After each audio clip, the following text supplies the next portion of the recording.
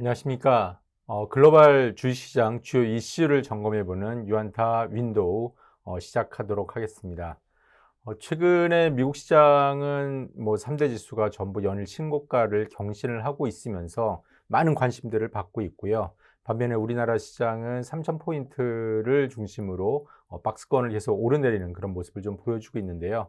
이러면서 그동안 우리가 많은 관심을 가졌던 중국 시장에 대해서 조금 관심도가 좀 떨어진 그런 상황이긴 합니다. 하지만 우리나라의 수출이라든지 아니면 전반적인 경기에 영향을 많이 미치는 국가가 바로 중국이라고 할 수 있기 때문에 최근에 중국 증시는 좀 어떻게 움직이고 있는지, 그다음에 코로나19의 어떤 발생 진원지였던 중국인데 그쪽 상황은 좀 어떻게 돌아가고 있는지, 또한 향후에 중국 시장을 이끌어갈, 그리고 정부의 어떤 그 중국 시장, 중국의 성장의 중심으로 삼고 있는 산업들은 어떤 것들이 있는지에 대해서 하나씩 하나씩 좀 확인해 보는 시간을 가지도록 하겠습니다. 중국 시장에 대해서 먼저 한번 알아보도록 하겠습니다. 보면 중국 시장을 보시면은 최근에 중국 시장 자체가 보시는 것처럼 우리나라 시장이라든지 유럽이라든지 아니면 미국 시장이 최근에 1년 이상 기간 동안 굉장히 높은 수익률을 기록한 반면에 뭐 중국의 상해라든지 아니면은 심천, 그리고 홍콩 증시 같은 경우는 상대적으로 부진한 수익률을 보였습니다. 물론 보시는 것처럼 뭐 국내 증시 자체가 최근에 한 6개월 정도 부진한 수익률을 보이고 있는 반면에 뭐 중국 증시는 플러스를 내고 있기 때문에 어느 정도는 이제 회복을 하는 모습을 보이고 있다, 이렇게 보여지긴 하지만 전반적으로는 코로나19 이후에 글로벌 증시 대비해서는 부진한 모습을 보이는 게 최근에 중국 증시의 모습이라고 좀 보시면 될 것 같고요. 가장 큰 이유는 여기 보시는 것처럼 미국의 ISM 제조업 지수라든지 ISM 서비스업 지수 자체가 기준선 50을 훨씬 뛰어넘는 위쪽에서 움직이고 있는 반면에 중국의 제조업 PMI라든지 비제조업 PMI 전부 기준선 아래 또는 그 근처에서 좀 약세를 보이고 있는 측면이 이러한 최근 중국 시장 약세의 가장 큰 원인이 아니겠냐, 이렇게 생각이 되고 있고요. 결국 시장은 여러 가지 변수들에 따라서 움직이긴 하지만 결국 경기를 따라가고 기업들의 실적을 따라간다는 그런 모습에서 봤을 때 최근에 중국 시장이 다른 국가들에 비해 상대적으로 관심을 덜 받고, 그다음에 소외되는 가장 큰 이유는 경기의 모멘텀 자체가 많이 떨어져 있다, 좀 이렇게 보시면 될 것 같습니다.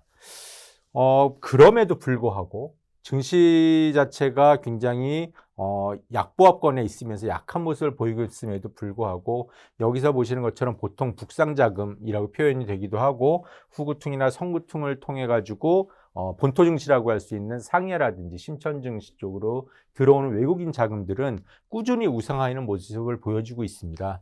보시면은 최근에 뭐 헝다그룹 사태라든지 아니면은 코로나19가 작년도 초에, 이제 재작년 말이네요, 어떻게 보면 발생한 이후에 중국 시장에 대해서 외국 투자자들의 시선이 굉장히 좀 부정적일 수 있을 것이다, 이렇게 생각하실 수도 있을 것 같은데 최근에 자금의 흐름들을 보면 여전히 중국 시장에는 외국인 자금들이 흘러들어오고 있다. 따라서 이런 부분들을 봤을 때 중국으로부터 자금이 빠져나가면서 뭔가 흔들리는 그런 모습은 지금 상황에서 나타나고 있지 않다, 좀 이렇게 보시면 될 것 같습니다. 이러한 가운데 사실 굉장히 좀 특이한 나라긴 하죠. 우리나라라든지 다른 서방 국가들의 관점에서 봤을 때는 굉장히 특이한 나라긴 하지만 최근에 지난주에 이제 육중전회라고 중국 공산당 6차 대회 자체가 지금 이제 폐막을 한 상황이고요.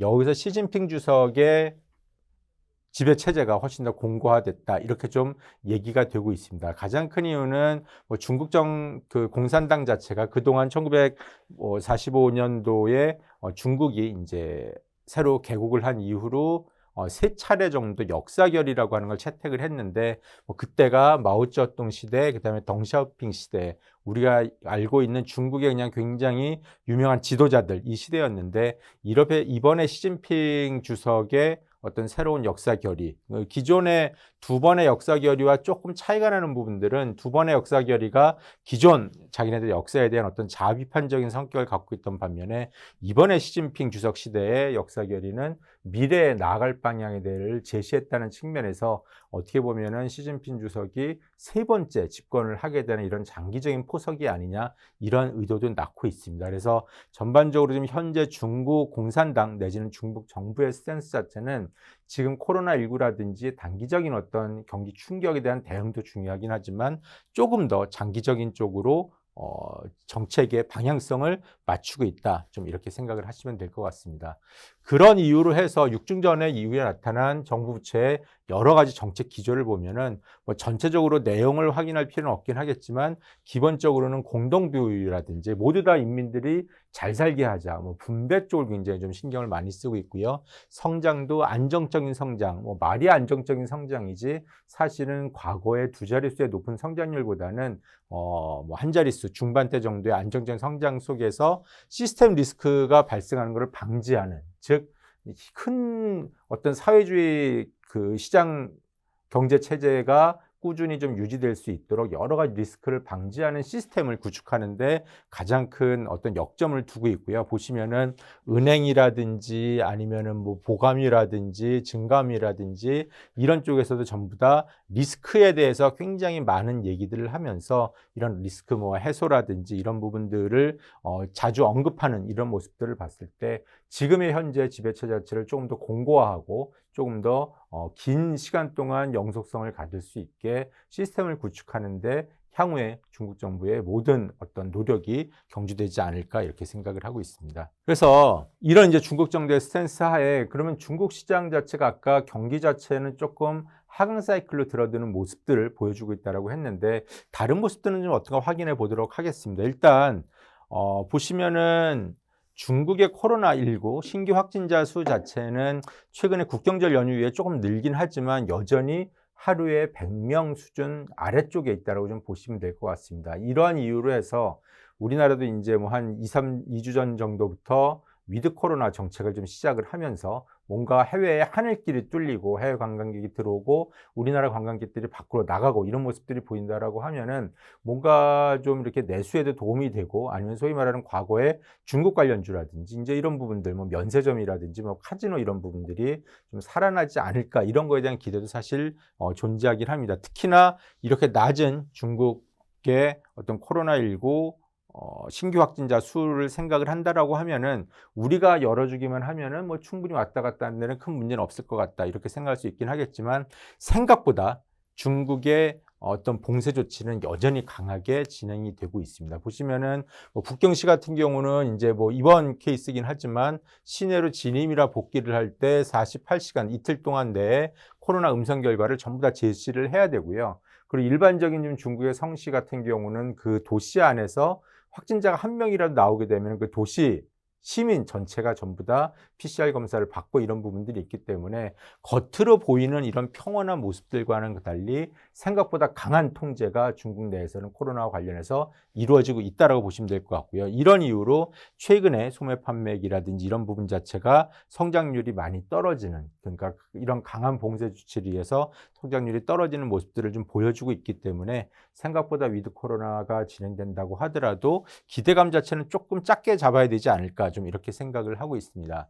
보시면은 최근에 물론 작년도에 워낙 코로나19 때문에 많은 성장을 한 부분 때문에 올해 성장률 자체는 8.5% 작년 대비해서 광군제, 뭐 우리 보통 이제 샹스이라고 얘기하긴 하는데 뭐 우리나라에서는 광군절이라고 부르죠. 이 부분의 매출 자체가 과거에 비해서 성장률이 많이 둔화된 부분 자체도 결국은 이런 최근에 중국 시장에 위축된 그런 모습들을 반영하고 있는 게 아닌가 이렇게 생각이 되고 있습니다. 보시면은 이제 중국의 하이난 뭐 면세는 굉장히 크죠. 이쪽에 대한 시장 자체도 지금 보시면은 위축되는 모습이 보이고 있고 최근에 그 면세점을 방문객 수 자체도 하락하는 모습을 좀 보이고 있기 때문에 이런 부분 자체가 뭐 향후에 해외 여행이라든지 이런 쪽이 중국도 아직 재개되진 않았습니다. 국내 여행만 많이 하고 있긴 한데 이런 부분들이 재개됐을 때 기대는 할 수 있지만 지금 현재 상황에서 봤을 때 우리나라가 위드 코로나를 한다고 중국 관광객이 몰려올 수 있는 그런 상황은 좀 아닌 것 같다. 참고를 하시면 될 것 같고요. 중국의 지금 상황이 좀 이러하기 때문에 결국 중국 내부적인 어떤 주시장에서의 산업에 대한 얼로케이션이라든지 투자 섹터를 결정하는 데도 참고를 좀 하셔야 될 부분이 있을 것 같습니다. 그래서 결국은 이제 이런 이유 때문에 중국이 아까 말씀드린 대로 시진핑의 어떤 3기 집권 체제를 공고히 하고 그에 따른 시스템 리스크를 방지하는 부분 쪽에 정부들의 정부 여러 가지 부처들의 포커스가 집중이 되어 있기 때문에 결국은 장기적으로 인민들이 잘 살고 결국 모든 인민들이 잘 사는 것보다 과거에 우리나라에서 많이 얘기됐던 중산층이라든지 어느 정도 좀 이렇게 상위권으로 올라올 수 있는 계층들을 많이 늘리려고 하는 게 현재 중국 정부의 스탠스라고 보시면 될 것 같고요. 그러다 보니 뭔가 새로운 산업에 대한 성장을 통해서 일자리 창출이나 이런 쪽에 집중을 하고 있다. 이렇게 좀 보시면 될 것 같습니다. 그래서 그 부분이 어떤 게 있는지 한번 확인을 해 보도록 하겠습니다. 자, 중국이 지금 현재 직면한 문제, 우리나라하고 거의 비슷하다고 보시면 될 것 같은데요. 결국 지금 빈부격차가 중국 같은 경우도 굉장히 확대되고 있는 부분들이 있고요. 우리나라랑 비슷하게 지금 출산율이 떨어지면서 인구가 향후에 이제 감소할지 모른다는 우려가 굉장히 올라오고 있고, 그다음에 뭐 우리나라 최근에 문제되고 있는 것과 마찬가지로 뭐 가계부채 문제라든지 중국의 가장 큰 문제라고 좀 볼 수 있는 환경 오염들, 이런 부분들 자체가 중국의 가장 큰 어떤 사회의 성장을 억압하는 그런 이제 문제라고 인식을 하고 있고요. 결국은 이렇게 되다 보니까 결국 지금 말씀드렸던 공동부유, 모두 다 인민들이 잘 사는 쪽, 그다음에 재분배, 부의 재분배를 통한 중등소득계층이라고 걔네들은 부르긴 하는데 보통 우리나라 따지면 중산층 이런 개념들, 그다음에 저소득층을 어떻게 하면은 빨리 소득을 증대시켜서 이런 빈부격차를 해소할 수 있을까 자체가 정부의 포커스가 맞춰 있다라고 보시면 될 것 같습니다. 그러다 보니까 우리나라하고 정말 많이 비슷한데요. 부동산 가격이 너무 비싸다. 그렇기 때문에 집 사느라고 전부 돈을 털어넣기 때문에 중산층이 형성될 수 없어서 이런 부분들은 때려잡아야 되겠다. 근데 모든 국민들이 노령화가 진행이 된다라고 했을 때 의료 비용도 분명히 부담이 될 거라서 이 부분을 좀 경감시켜줘야 되겠다. 그리고 애들 교육시키느라고 전부 다 돈을 쓰다 보니까 이 부분이 노후 대비한 자금으로 흘러들어가지 못하기 때문에 이 부분에 대해서 사교육에 대해서 때려잡아야 되겠다. 이런 게 결국은 중국 정부의 결론으로 나올 수밖에 없었고요. 이제 이게 지금 말씀드렸던 뭐 예를 들어 출산율이 낮아진다라든지 아니면은 결혼도 지금 많이 줄어들고 있고, 거기다가 개인의 대출 잔액 자체가 가처분 소득 자체를 지금 이제 넘어서는 상황까지 왔기 때문에 이러한 문제들을 아까 앞서 말씀드렸던 방법으로 해결을 하려고 노력을 좀 하고 있습니다.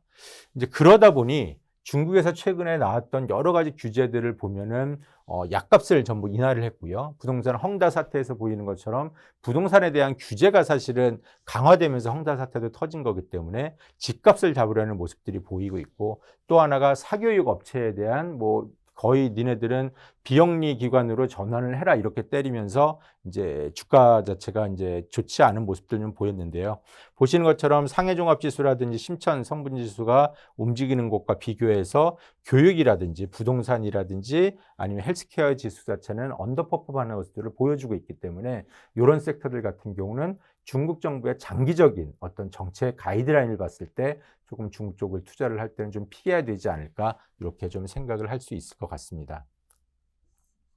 간단히 한번 자세한 내용 살펴보도록 하겠습니다. 쉽게 얘기해서 약값을 때려잡겠다는 게 헬스케어 쪽의 규제 정책의 가장 큰 목표라고 보시면 될 것 같고, 여기 보시는 것처럼 뭐 2018년 말부터 올해 말까지 해가지고 약가와 관련된 중국 같은 경우는 이제 약을 성시별로 입찰을 하게 되는데, 보시면은 거의 50% 이상의 높은, 그러니까 정말 약값이 반토막이 난다고 보시면 될 것 같습니다. 기존에 대해서. 그래서 이러다 보니까 제약업체들의 어떤 실적이나 주가는 떨어질 수밖에 없고, 뭐 가장 우리나라에 많이 알려진 항세저하기 케이스를 보더라도 뭐 거의 주가가 지금 반토막 이하로 떨어진 그런 모습을 보여주고 있다라고 보시면 될 것 같습니다. 물론 항서제약 같은 경우가 아시는 것처럼 신약 개발에도 많이 힘을 쓰고 이런 부분이 있긴 하겠지만, 최근에 이런 이제 여러 가지 약과 관련된 부분들의 가격 인하 이런 부분들은 뭐 당연히 제약업체에 대해서 부정적인 영향을 미칠 수밖에 없을 것 같고, 결국은 이제 이런 어떤 기존의 제네릭 의약품들의 매출이라든지 이런 쪽보다는 항서제약이나 이런 다른 어떤 우리가 알고 있는 신약업체들의 강점을 가지고 있는 신약 개발 과정이 어떻게 진행되는지 이 부분에 집중하면서 좀 계속 지켜봐야 될 필요가 좀 있을 것 같고요.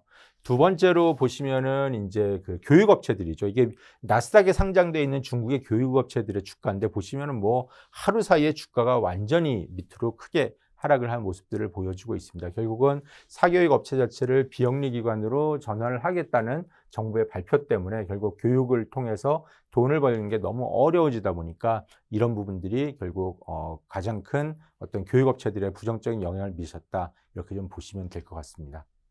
뭐 이런 과정에서 뭐 게임에 대해서도 시간에 대해서 강제로 규제하고 이런 부분들이 있기 때문에 사실은 우리나라 게임 수출이 대부분 중국 쪽으로 좀 많이 되고 있기 때문에 이 부분이 국내 게임 업체들에 대해서도 부정적인 영향을 미칠 수 있지 않을까 뭐 이렇게 한편으로 생각할 수도 있고요. 또 한편으로는 우리나라도 게임에 대해서 셧다운제를 뭐 시행했던 적이 있는데 게임 업체들의 실적에는 어떻게 보면 큰 영향을 좀 안 미쳤기 때문에 이것도 결국 지나가는 통과 의례가 되지 않을까 이렇게 볼 수도 있긴 하겠지만 결국은 정부의 칼날 자체가 이런 산업들에 중국에서는 지금 꽂혀 있는 상황이기 때문에 일단은 이런 섹터들은 조금 조심을 하고 넘어가자 이렇게 좀 말씀을 드릴 수 있을 것 같습니다.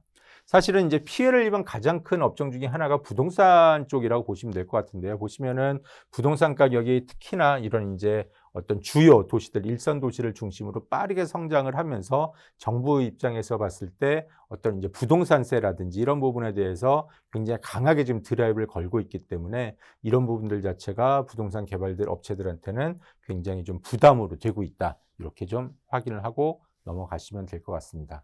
그래서 결론은 지금 말씀드렸던 코로나19가 지나게 되면은 뭐 예를 들어서 다시 소비가 늘어날 거고 보복 소비가 될 거고 여러 가지 이제 부분들을 생각을 할 수 있을 것 같은데 결국은 뭐 그 보복 소비라든지 아니면 경기 민감주들 같은 경우는 경제의 사이클을 타야 되는데 중국의 지금 상황은 꼭 그렇진 않다. 그리고 교육이라든지 게임이라든지 헬스케어 같은 경우도 결국 공동부유를 위한 정부들의 규제가 강화되고 있는 상황이기 때문에 결국 중국 시장에서도 최근에 2021년 노란색으로 나타나는 기준으로 봤을 때 전기장비라고 분류된 신재생 에너지라든지 전기차 관련된 2차 전지 업종들이 작년에 이어서도 꾸준히 성장을 좀 보이고 있다고 보시면 될 것 같고요. 뭐 여행이나 외식이라든지 아니면 뭐 가전이라든지 작년에 음식료 많이 올랐던 이런 부분들은 올해 부진한 실적을 보이고 있는 반면에 이런 신성장 산업들은 올해도 여전히 높은 성장률을 보이고 있다는 점에서 중국 시장에 대해서는 여전히 정부가 포커스를 맞추고 있는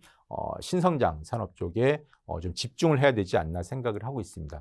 정부가 이렇게 신성장 산업에 목을 매달는 가장 큰 이유라고 보시는 것은 중국의 지금 발전 비율을 보면은 석탄 발전 비율이 거의 한 3분의 2 정도가 되고요. 최근에 뭐 전 세계적으로 탄소 중립이라든지 아니면 이산화탄소 배출량을 어떻게 줄일까에 대해서 고민을 한다라고 하면은 중국의 가장 약한 고리가 바로 이 석탄 발전이 가장 큰 부분이고요. 그렇게 된다라고 하면은 밑에 뭐 태양광 쪽이라든지 아니면 원자력 쪽에 대한 투자는 지속적으로 늘어날 수밖에 없고 정부의 정책 자체가 집중적으로 이런 산업에 투자가 될 수밖에 없기 때문에 관련된 뭐 산업 부품업체라든지 장비업체들 같은 경우는 지속적으로 수혜를 받을 수밖에 없는 구조들 이런 관점에서 우리나라라든지 미국의 어떤 트렌드와도 비슷하게 흘러갈 수밖에 없다. 근데 중국은 조금 더 그런 측면에서 좀 더 시급하고 조급한 부분들이 존재한다라고 좀 보시면 될 것 같습니다. 그래서 보시면은 중국의 태양광 누적 발전 설비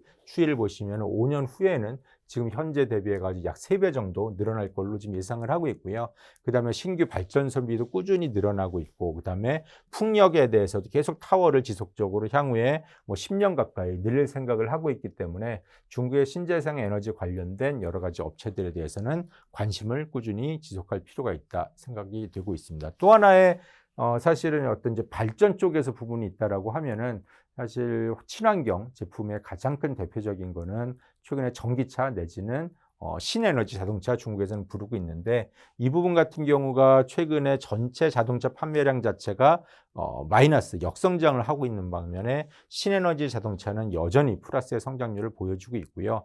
이에 따라서 최근에 전체 자동차 판매 대수 중에서 신에너지 자동차가 차지하는 비중이 지금 10%를 넘어 서는 수준까지 중국 쪽에서는 빨리 성장을 하고 있기 때문에 뭐 이거를 위해 가지고 예를 들어 가지고 보조금을 지금 계속 원래는 줄여나가기로 했던 보조금 지급을 연장을 한다라든지 아니면 전기차에 대한 번호판 발급을 조금 더 원활하게 해주든지 하는 방법으로 우대 조치가 좀 지속이 되고 있고요. 결국 지금 10%를 이제 넘어선 신에너지 자동차 비중이 결국 한 4년 내에 20%까지 확대를 하고 2030년까지는 3분의 1을 시너지 자동차로 메꾸겠다라고 하는 게 중국 정부의 방침이고, 결국은 그런 이유로 해서 최근에 뭐 CATL이라든지 뭐 비아디라든지 이런 관련 업체들의 주가 내지는 실적이 강한 탄력을 받고 있다라고 보시면 될 것 같습니다.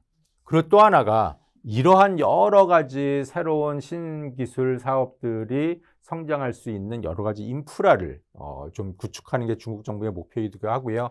뭐 여기 나온 것들은 다 들어보셨을 겁니다. 5G라든지 IDC 데이터 센터라든지 충전소를 건설한다든지, 아니면 이제 뭐 전력 쪽에 특고압 쪽을 한다라든지 여러 가지 AI 쪽, 이런 부분들에 대해서 관심들이 굉장히 좀 많고, 정부 차원에서도 이와 관련된 어떤 정책 자금들을 많이 투자할 생각을 좀 가지고 있어서, 이것만 놓고 본다라고 하면 사실 우리나라의 어떤 인프라 정책, 미국의 인프라 정책과 구별을 할 수 없을 정도로 비슷합니다. 중국도 역시 이러한 세계적인 트렌드에 맞춰서 어떤 새로운 신형 인프라 투자 쪽에 계속 지속적으로 자금을 집행한다고 보시면 될 것 같고요. 엊그제 미국에서도 인프라 투자 법안이 지금 통과가 되고 이런 부분들이 있는데, 전 세계적으로 이런 어떤 경쟁 체제는 꾸준히 유지되고 있다, 이렇게 보시면 될 것 같습니다. 그래서 지금 뭐 여러 가지 부분들을 말씀드리긴 했지만, 결국은 중국의 성장과 관련된 부분들, 신재생 에너지라든지 아니면은 전력 설비라든지 이런 거 관련된 종목들이나 전기차와 관련된 종목들, 그다음에 IT나 통신 뭐 이런 쪽과 관련된 부분들은 뭐 꾸준히 보시면서 체크를 하시면서 투자하는 데 좀 활용을 하시면 좋을 것 같고요. 결국은 뭐 우리나라에도 많은 업종과 종목들이 이런 신재생이라든지 성장 관련주 측면에서 있기도 하지만, 우리나라 기업들이 커버하지 못하는 분명히 산업의 파트들도 있기 때문에, 그런 부분들은 중국 기업이라든지 미국 기업들을 활용을 하시면 조금 더 포트폴리오가 좀 풍부해지는 이런 모습들로 넘어갈 수 있지 않을까 생각을 하고 있습니다. 그래서 오늘 제가 준비한 부분은 이 정도에서 마치도록 하고요. 결국 오늘 드리고 싶은 말씀은 뭐 중국의 이 주식을 사자 이런 의미보다는, 최근에 상대적으로 관심도가 떨어진 중국의 현재 어떤 시장 상황은 좀 어떤가에 대해서 좀 확인을 좀 해봤고요. 뭐 경기는 미국에 비해서 분명히 좀 다운 사이클에 들어간 부분이 맞는 것 같고, 이러한 이유로 중국과 밀접한 관련이 있는 우리나라의 BSI 지수 자체도 7월 달 이후부터 100 아래로 떨어져서 우리나라도 지금 약간 다운 사이클이라고 좀 얘기가 되고 있기 때문에, 이런 부분들을 전체적으로 감안을 하셨을 때 중국의 지금 어떤 성장과 내지는 경기 반등을 통해서 투자는 조금 시간이 좀 걸릴 것 같고요. 그 와중에서 중국 정부가 어떤 분배라든지 공동부유라는 쪽에서 삶의 질 향상을 위해서 규제하는 산업은 피하고, 그럼 결국은 일자리 창출이나 아니면 향후의 경제 발전, 경제 성장률을 담보할 수 있는 그런 산업에 대한 지원은 지속할 수밖에 없기 때문에, 그런 산업들의 포커스를 맞춘 투자 전략이 필요하지 않나, 이렇게 말씀을 드리면서 오늘 말씀 마치도록 하겠습니다. 뭐 결국은 미국이나 중국이나 글로벌 증시 계속 관심 있게 보셔야 될 것 같고요. 향후에 또 어떤 변동사항이 있으면 다시 한번 말씀드리는 기회를 갖도록 하겠습니다. 끝까지 들어주셔서 감사합니다.